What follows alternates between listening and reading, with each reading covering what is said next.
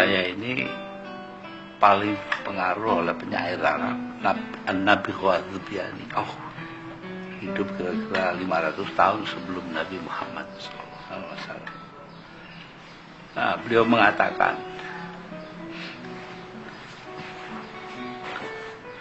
walasta bimustabiqin akhon latalumuhu ala syu'atin ayyurjali mu'adzabu. Walasta bimustabiqin akhon latalumuhu ala syu'atin ayyurjali mu'adzabu. Anda bukan orang pertama yang membuat sakit saudaranya, saudara kandungnya. Ala syu'atin ayyurjali mu'adzabu. Sebenarnya memang adakah kesopanan di dunia ini? Coba gila.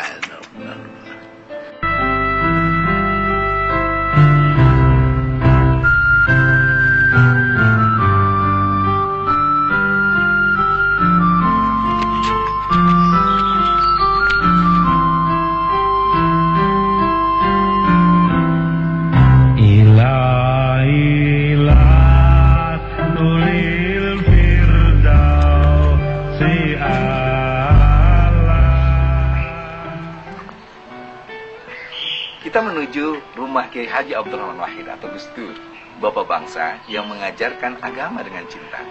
Energi cinta itu yang membuat beliau memiliki sense of humor yang tinggi, yang beliau gunakan sebagai katalisator untuk menyelesaikan persoalan bangsa yang rumit. Darinya muncul humor-humor segar, jok-jok yang cerdas yang membuat kita tertawa, tapi sekaligus juga menyadarkan kita tentang betapa rapuhnya nilai kemanusiaan kita. Kita akan berbincang bercengkrama, dan mendengarkan nasihat-nasihat beliau, sehingga kita bisa menemukan masa depan bangsa dan kemanusiaan yang penuh dengan cinta.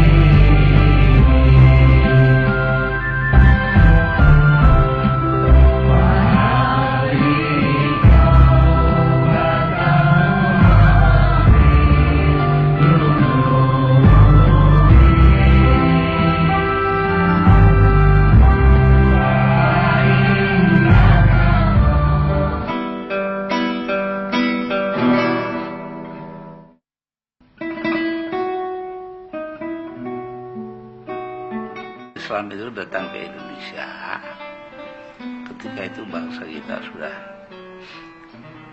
apa istilahnya itu bermacam-macam isinya, sudah heterogen atau kalau zaman sekarang sudah campur aduk kekaruan. Di antaranya pada abad ke-4 itu Fahien dari Tiongkok datang ke Sriwijaya, ngajarin orang Buddha tentang agama, termasuk toleransi. Pada abad ke-8 Masehi, orang-orang Buddha dari Sriwijaya datang nyerbu ke Pekalongan, terus naik ke atas gunung. Nah, ketemu kerajaan Kalingga, itu kerajaan Buddha, Hindu ya. Dibiarin aja nggak ada apa-apain, tetap aja pada kerajaan Kalingga, kerajaan Hindu. Kemudian mereka meneruskan perjalanan. Nah, ada yang berhenti di Borobudur, dekat Magelang, Pemundilan tepatnya. Nah, di situ mereka mendirikan Candi Borobudur. Nah, separuh dari mereka di situ, separuh terus ke Jogja, bikin Kalingga II, kerajaan Buddha. Jadi di situ kelihatan sekali bahwa bangsa Indonesia itu isinya macam-macam gitu loh. Lalu di Jogja mereka mendirikan Candi Prambanan. Ya, itu adalah candi Hindu Buddha. Nah, itu coba isinya Hindu Buddha. Kemudian dapat 22 tahun, Candi Hindu Buddha ini pindah ke Kediri, kerajaan Kediri dan Kalingga. Sampai di sana 2 tahun kemudian mereka pindah lagi ke Singosari, dekat Malang. 2 tahun setelah itu mereka pindah ke Mojopahit, bikin kerajaan Mojopahit. Seluruhnya itu isinya sudah heterogen. Jadi sudah kata-kata Pancasila Islam. Nah, sampai sekarang ini kita pertahankan terus. Jadi nggak ada gunanya kita bertengkar. Nenek moyang kita itu sejak abad ke-8 Masehi itu sudah campur aduk. Nah, kalau bagi saya punya arti pribadi, karena pada tahun 1919 kakek saya, Kiai Hasyim Asy'ari, itu dengan Kiai Wahab Hasbullah, yang belakangan juga jadi Rois Am NU, dan siapa namanya, Cokroaminoto ini, bapaknya Arsolo itu namanya. Nah, itu di Surabaya. Itu bertiga bersaudara sepupu dengan Haji Cokroaminoto, Umar Said Cokroaminoto, dengan kakek saya dan Kiai Wahab. Nah, itu lalu mereka tiap hari Kamis bertemu di Surabaya. Yang atur pertemuan itu adalah mantunya Cokroaminoto, namanya Soekarno, belakangan Bung Karno. Nah, terbiasalah mereka dengan mendiskusikan hubungan antara Islam dan nasionalisme. Nah, ini kan yang diikuti NU sampai sekarang. Kita pluralistik, kita bicara-bicara aja, gak usah ribut, gak usah bertengkar. Dalam soal kenegaraan kita memang berbeda-beda, tapi dalam soal undang-undang dasar satu. Gitu. Pada tahun 36 hal ini dinyatakan dalam muktamar ke-9 NU di Banjarmasin, di mana dinyatakan bahwa kaum muslimin di Indonesia, kaum muslimin santri di Indonesia tidak wajib mendirikan negara Islam. Nah, itu kuncinya. Ya, sampai sekarang semua diikuti 10 tahun kemudian, 36, 45, 35 jadi 45, itu menjadi Pancasila. Itulah yang ada sekarang. Kemudian pada tahun 50 itu kita mengikuti lagi satu etapa baru, yaitu ketika ayah saya jadi Menteri Agama harus memutusin apakah wanita itu boleh menerima beasiswa dari pemerintah untuk sekolah di SGHAIM, Sekolah Guru Hakim Agama Islam Negeri. Lulusan pertamanya termasuk kakak saya yang baru saja meninggal, Nyai Mahfud,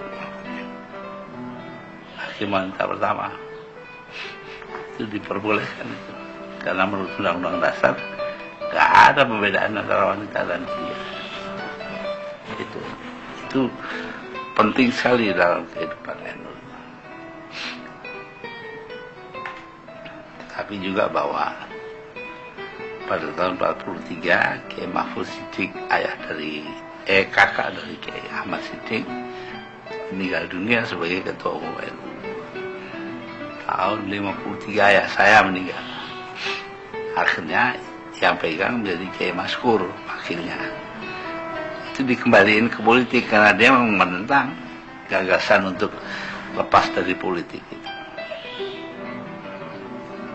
Ya, Kiai Maskur, Kiai Hamid Pasuruan, Kiai As'ad Syamsul Arifin Situbondo, lalu Kiai Mas Nur Surabaya sudah meninggal semuanya. Dan iparnya ayah saya, Kiai Hamid, Kiai Baidowi.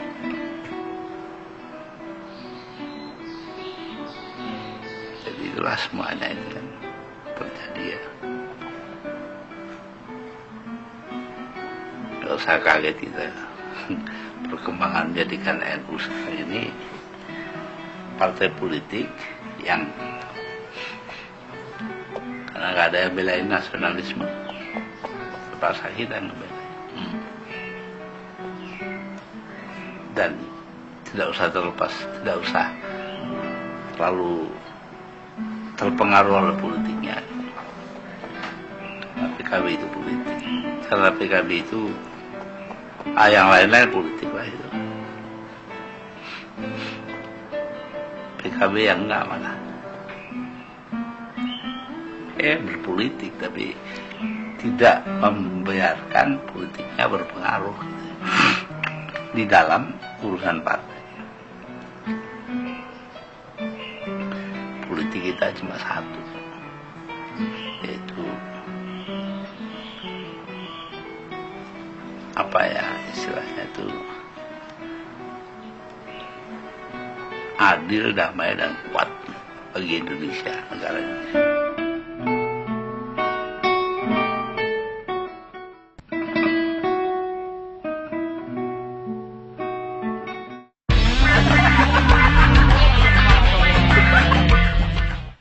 Saya berada di rumah Kiai Haji Abdurrahman Wahid atau Gus Dur. Beliau adalah bapak bangsa yang mengajarkan agama dengan cinta. Energi cinta inilah yang membuat beliau memiliki sense of humor yang tinggi sebagai katalisator untuk menyelesaikan persoalan-persoalan rumit, persoalan bangsa yang selama ini selalu menjadi perhatian beliau dan selalu untuk dicari solusinya. Humor-humor yang cerdas, jok-jok yang segar selalu membuat orang lain tertawa, tapi diam-diam orang-orang tiba-tiba tertohok nilai kemanusiaannya. Kita akan berbincang dengan beliau dengan berbagai persoalan. Saya mohon maaf panggil Gus. Gus Dur kita tahu, dan jauh sebelum ini Gus Dur sendiri yang bilang bahwa pemilu tahun ini akan mengalami masalah berat dan kacau. Termasuk begitu banyak orang-orang yang stres. Saya pernah menghitung orang gila dari Bandung ke rumah saya. Mungkin caleg yang gagal, Pak. Saya hitung ada 49. Lalu ibu saya nanya, Man, kamu ngitung apa, Man? Saya bilang, ini mah ngitung orang yang stres karena nggak jadi. Ada berapa? Ada 49. Loh, kok beda? Mama juga ikut ngitung. Saya bilang, berapa, Mah? Mama ngitung ada 50. Siapa satunya? Dengan kamu, katanya. Nah, Bapak bisa cerita nggak dengan orang-orang gila? Misalnya Bapak pernah cerita tentang orang NU gila, presiden gila, dan lain sebagainya. Kalau gila sih banyak banget itu. Jadi ada orang, dia itu lulusan fakultas pedagogi pendidikan. Suatu hari untuk wisuda dia undang saya ke sana, bilang kepada semua orang yang ada di situ, hati-hati ya kalau keluaran dari fakultas pendidikan. Pada suatu hari seorang ahli pendidikan, ahli jiwa, datang ke rumah sakit gila. Sampai di sana, dia lihat ada orang duduk bersandar di tiang, tangannya pegang lidi, di lidinya itu ada talinya, ada benangnya ke bawah ke air.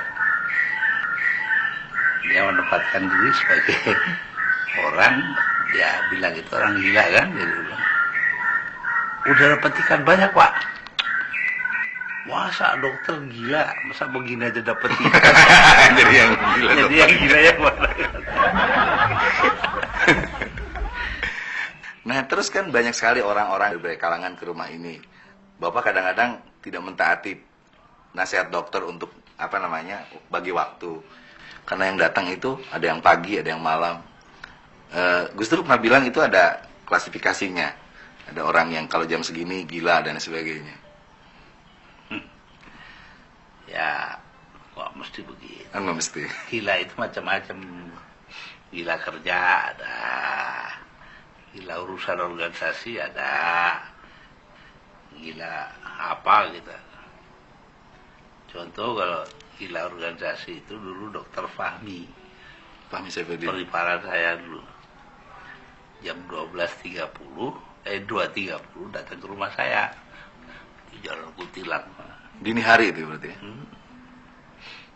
Mas, di Jakarta Utara itu orang lain pengurus NU-nya berkelahi. Ayo kita ke sana yuk. Tanjung Priok. Bilang nih, kalau orang dari jam 6 pagi sampai jam 6 sore ngurusin NU, itu namanya orang seneng dengan NU. Tapi kalau udah jam 6 sore orang masih ngurusin NU sampai jam 12 malam, orang itu gila NU. Tapi kalau udah jam 12 malam masih ngurusin NU itu namanya NU gila.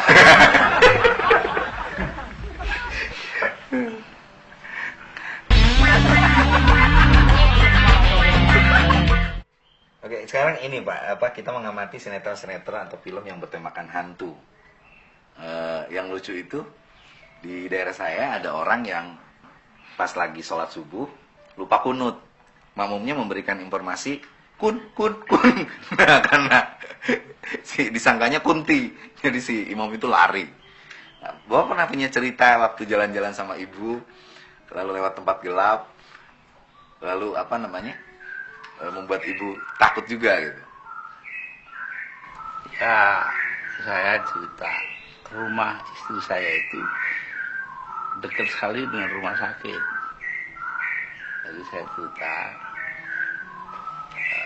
saya lagi jalan di dekat rumah sakit itu, tahu-tahu ada orang lari dari rumah sakit, orang laki mantri gitu. Terus dia jalan depan itu ada orang orang perempuan cantik di belakang kelihatan. Wah, dia panggil dik. Nah, itu perempuan semakin pelan dia semakin cepat, jadi akhirnya kan sebentarnya kesusul tuh. Panggil dik. Noleh, mukanya nggak ada apa-apanya ini. Dia lari ke sana, lari jauh, dapat 2 kilo, ada orang jual sate. Dia duduk, satenya 10 Pak. Dia cerita sambil duduk di bangku. Ya tadi takut-takutin begini. Nah, begitu selesai kata tukang sate ya, apa seperti saya ini.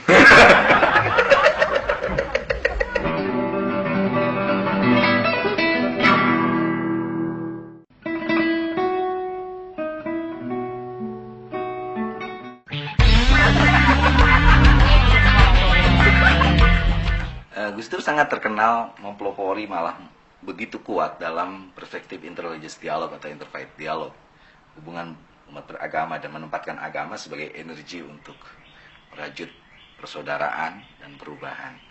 Nah, saya pernah dengar cerita tentang ini Pak, tentang seorang pendeta dengan kiai yang sama-sama naik bis. Pendeta kiai itu kan baca doa dulu kalau naik bis, Bismillahirrahmanirrahim, Bismillahirrahmanirrahim, Bismillahirrahmanirrahim. Pendeta itu bilang, Pak Kiai, mohon maaf, ini bukan Bismillah, ini Bismalam. Ini cuma senyum aja.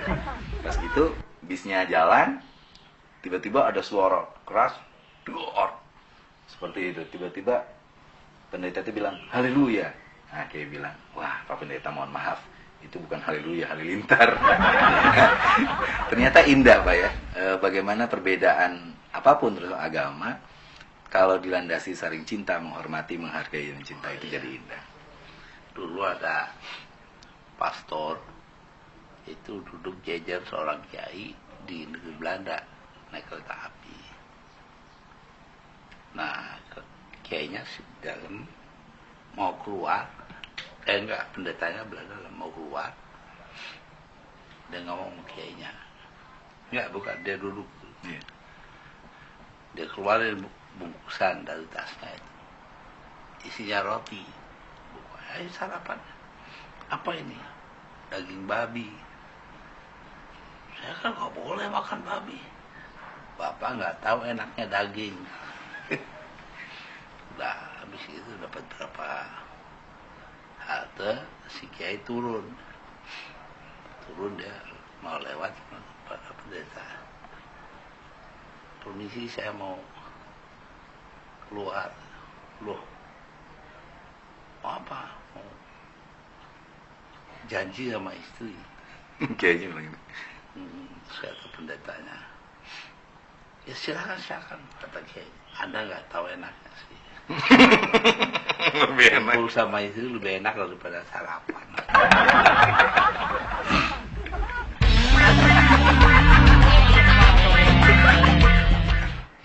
Lalu apa namanya itu? Begitu sih banyak banget. Salah paham. Ya. Iya. Dulu tuh ada ceritanya seorang apa tuh koki atau seorang pelayan persilakan ibu-ibu dari kita yang jadi tamu di Washington. Anda apa itu suka salad? Oh, Selada itu loh. iya. Oh iya, kok apa salad? Iya, selada kan 5, karena saya orang Islam, jadi saya dididik 5 kali sholat satu hari. Jadi salat dengan sholat sama.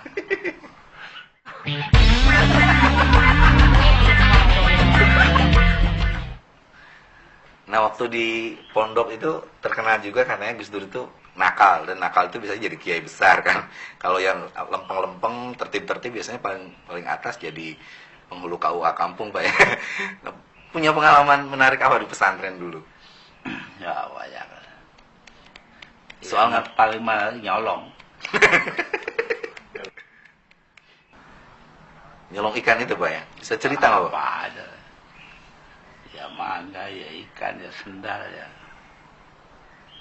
Jadi saya pernah nanya pengajian, Anda bikin masjid nggak di sini? Bikin. Bagus nggak? Bagus.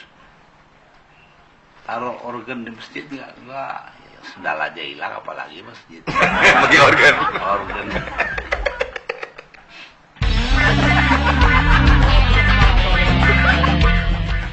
Nah, terus orang mengenal bahwa sosok Gus Dur itu orang yang ikhlas datang ke kampung-kampung, ceramah haul dengan ribuan jamaah, dan katanya dibayar 2M, Pak ya. 2M itu mohon maaf saja cukup. Pernah punya pengalaman dapat amplop tapi salah dengan tukang sound system nggak, Pak? Dengan supir ya. Jadi busnya dikasih supir, atau dikasih saya. Nah, di rumah saya lihat, jadi Pak supir.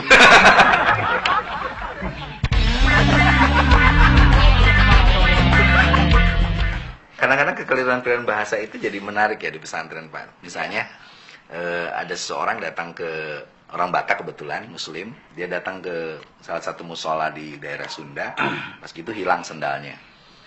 Si Batak itu kan dia teriak-teriak, "Bah, kemana pula sendal saya, bah?" Si Abah itu langsung nyamperin, "Pak Gentos mungkin." Pak Gentos itu tertukar, siapa itu Pak Gentos?" Kata si Abah, "Pak Gentos itu Pak Hili."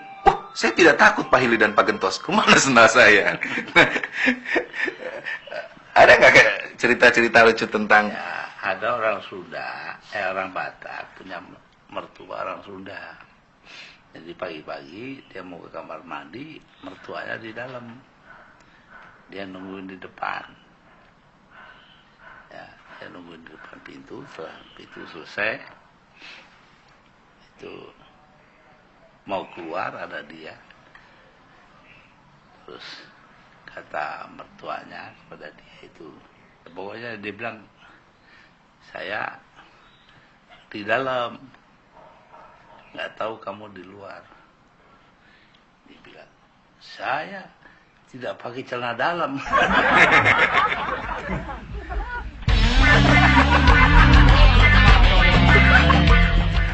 Udah berpuluh-puluh tahun pengabdian Bapak pada pesantren, Kiai dan NU itu sangat kental. Apa yang menarik dari pesantren dan NU itu sebenarnya, Pak? Ya, kalau dilihat sih ya, pesantren dulu ya. Pesantren dulu ada tempat di mana guru itu betul-betul dikuku dan ditiru, dipercaya dan diikuti. Nah sekarang ini Pak Kutur Saru. Udah aneh, jorok. Itu. Jadi kalau dia, ya itu. Nah, NU itu kan wadahnya pesantren gitu.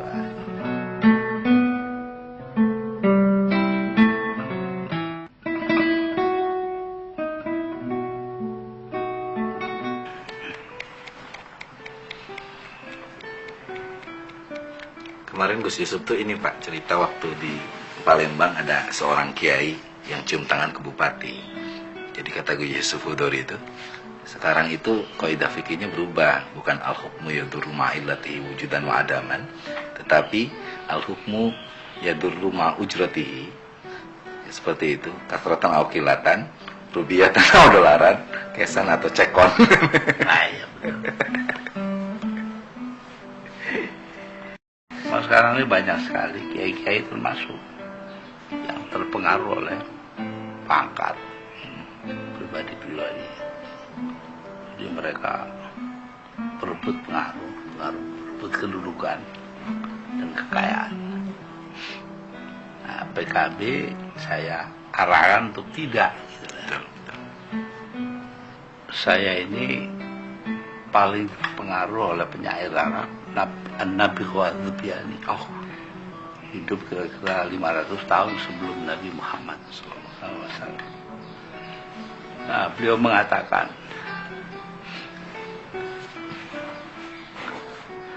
walasta bimustabiqin akhon la talumuhu ala syu'asin ayyurijali mu'adzabu.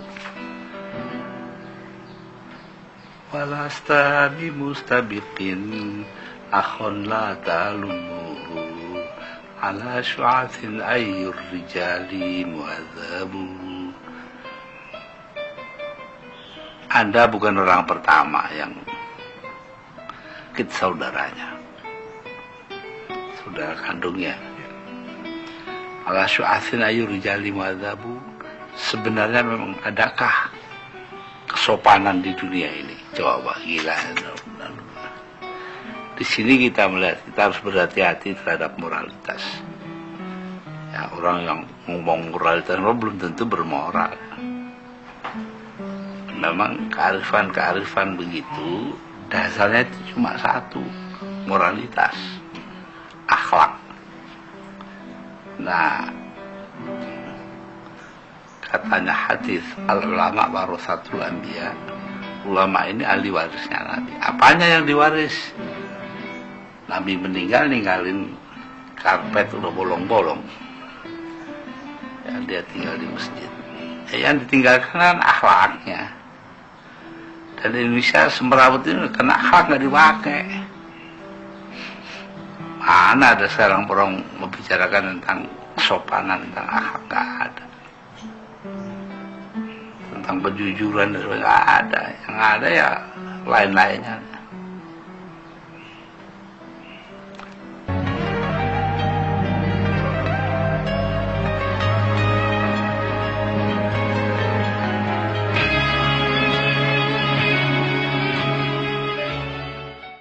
Kalau fungsi humor untuk sekarang itu penting sekali ya Gus ya untuk katalisator ya. Iya. Ya, keadaan sendiri itu humor udah.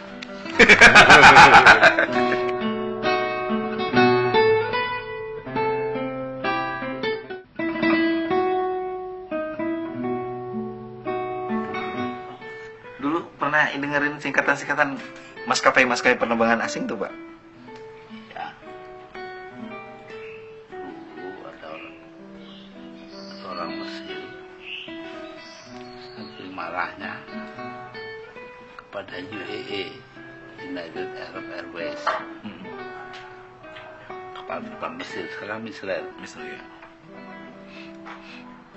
Gitu udah. Nggak jadi berangkat, dibatalkan. UAE use another air flight. Nah, lain lagi kalau orang Eropa, TAP itu, Transportation Airline Portugis. Ya begitu juga, terlambat.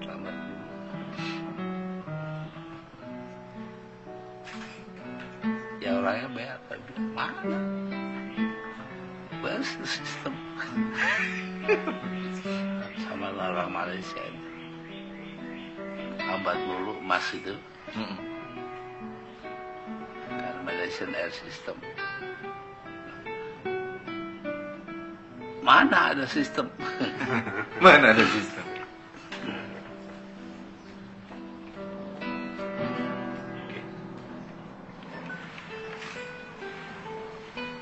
Tapi yang paling bagus itu Singapura punya. Tahu singkatannya? SIA. Safe but Inhuman Airlines. Nggak manusiawi. Nggak manusiawi. Kalau Garuda, Pak? Iya. Garuda insya Allah. Insya Allah kalau nyampe.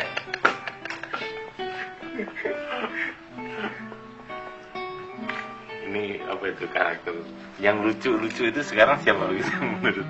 Lucu semua. Kalau yang mengagumkan yang dulu boleh, sekarang sih lucu semua. Masya Allah ini, Masya Allah yang Yafur. Kebebasan. Masya Allah ini, Masya Allah yang pur. Itu kan digandengkan dengan ayat dengan bait syair yang menunjukkan talafur. Iya, betul. Surat Al-Kahfi itu, Pak. Berapa ribu bait, Pak, yang hafal syair kuno ya? Dulu itu tiap tahun saya harus hafal 2.500. Jadi 4 tahun itu 10.000. Dan ini tingkat muskilatnya kan tinggi, Pak, ya? Di Baghdad. Dan celakanya guru saya itu apa namanya, masuk kelas itu yang dihafal cuma nama saya. Siapa? Dua nama. Dia itu nama saya udah tahu, Abdurrahman. Terus saya gimana baik. Habis itu dia suruh saya sialan. Jadi saya harus selalu siap. Lalu satu lagi namanya Syekh Najmuddin. Itu ada namanya Abdul Zahroh, orang Syiah kan gitu namanya. Ini kalau manggil Abdul Turab. Ya Abdul Turab.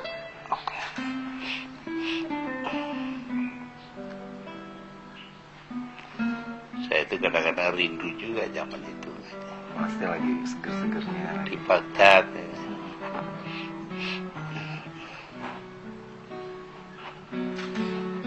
Bapak kalau buat naskah film apa kita? Kapan aja ya Bapak cerita, nanti kita tuliskan. Iya, oke. Kita buatin filmnya, asik kan? Cerita Bapak di Baghdad, terus ke Belanda Pak ya sebenarnya? Iya.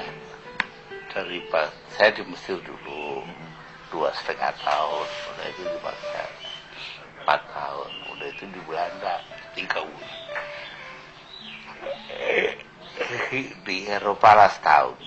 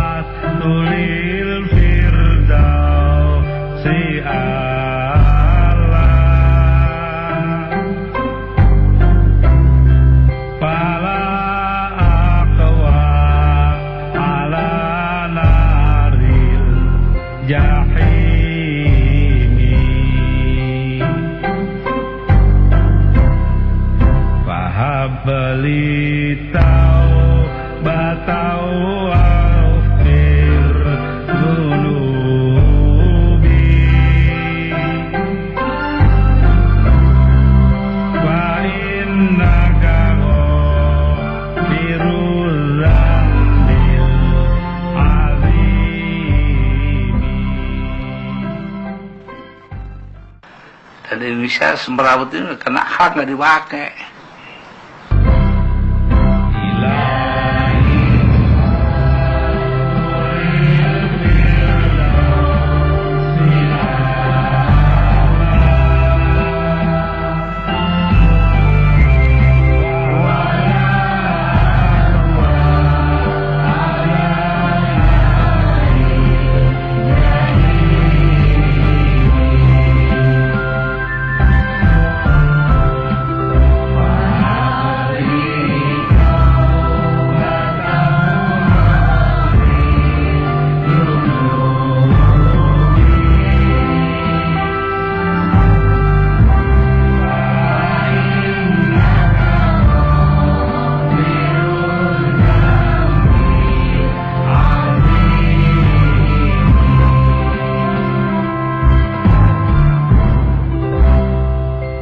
Wahai Tuhanku, aku bukanlah orang yang pantas masuk sorga, tetapi aku juga tidak kuat dengan api neraka.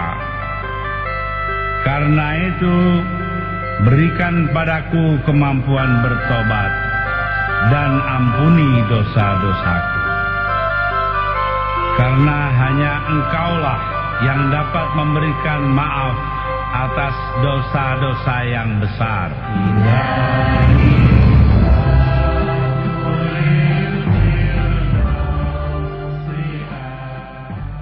Ayah saya itu kan senangnya sejarah. Al-Taher itu nama Raja Umayyah yang menjadi raja di Spanyol.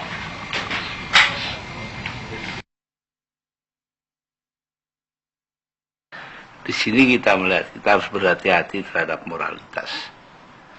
Ya, orang yang ngomong moralitas belum tentu bermoral.